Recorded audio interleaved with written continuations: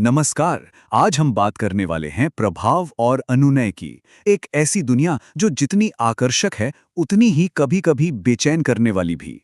कभी सोचा है कि कुछ लोग अपनी बात इतनी आसानी से कैसे मनवा लेते हैं? ये एक ऐसी ताकत है जो हमारे चारों तरफ है, बस अक्सर छिपी रहती है। ये सवाल हम सब ने कभी ना कभी खुद से जरूर पूछा होगा, है ना?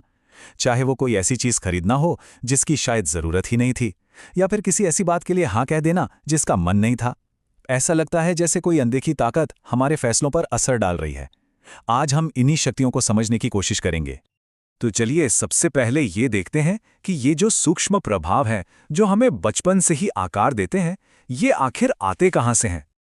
देखिए, हम सब पर किसी न किसी का प्रभाव तो होता ही है। हमारे माता पिता से लेकर सोशल मीडिया पर जिन्हें हम फॉलो करते हैं उन तक। हम जाने अनजाने में दूसरों की नकल करते हैं। कभी ध्यान दिया है? चाहे वो हमारे पेरेंट्स के चलने का स्टाइल हो या टीवी पर देखा कोई विज्ञापन, ये सब धीरे धीरे हमारे अंदर बस जाता है।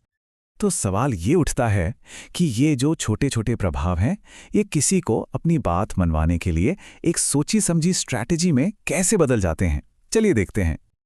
अब ये वाला हिस्सा बड़ा मजेदार है। देखिए, तालमेल बनाना एक तरह के सम्मोहन जैसा ही है। किसी अच्छे सेल्स पर्सन को याद कीजिए, वो कितनी जल्दी आपसे घुल मिल जाता है। और जैसे ही वो तालमेल बढ़ता है, हमारा दिमाग उनकी बातों का विश्लेषण करना कम कर देता है और हम आसानी से मान जाते हैं।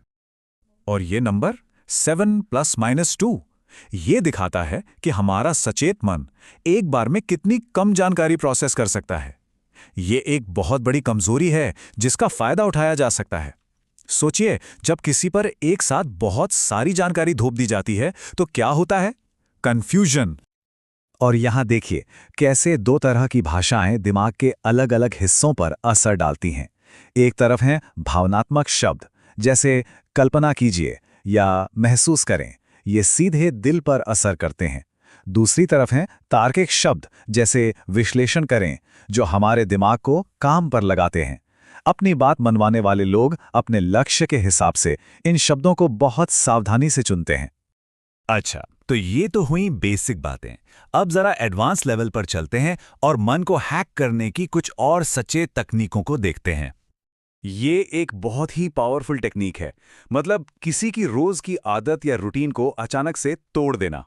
ऐसा करने से एक पल का जो कंफ्यूजन पैदा होता है, उस छोटे से पल में दिमाग सुझावों को बहुत जल्दी अपना लेता है। कभी किसी को ऐसा करते हुए देखा है?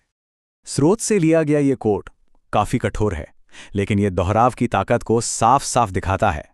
किसी बात को बार बार दोहराने से विश्वास और पहचान तक को बदला जा सकता है, भले ही वो बात कितनी भी नेगेटिव क्यों ना हो। जरा सोचिए इस बारे में। लेकिन जब ये समझाने बुझाने की कला हेरफेर का रूप ले ले, तब क्या? ये हमें प्रभाव के उस स्याह पक्ष की ओर ले जाता है जहां नैतिकता धुंधली हो जाती है।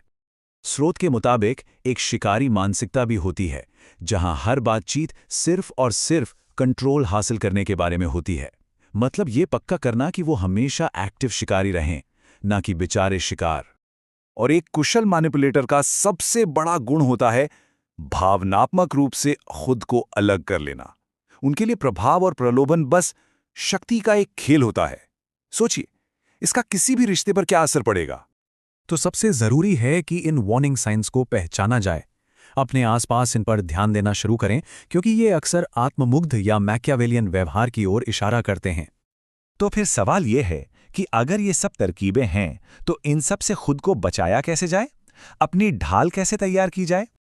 अच्छी बात यह है कि स्रोत सामग्री हमें मानसिक और भावनात्मक रूप से मजबूत बनने के लिए कुछ बहुत ही साफ और प्रैक्टिकल सलाह देती है। तो इसका निचोड़ यह है कि जागरूकता और आत्मज्ञान ही हेरफेर के खिलाफ सबसे शक्तिशाली ढाल हैं। जब किसी को अपने सिद्धांतों और अपनी सीमाओं का पता होता है, तो उसे कमजोर महसूस कराना बहुत मुश्किल हो जाता है। तो आखिर में जब ये सारे अदृश्य धागे साफ दिखने लगते हैं, तो एक बहुत जरूरी सवाल उठता है। अपनी दुनिया में इन धागों को आखिर खींच कौन रहा है? इस पर विचार जरूर करें।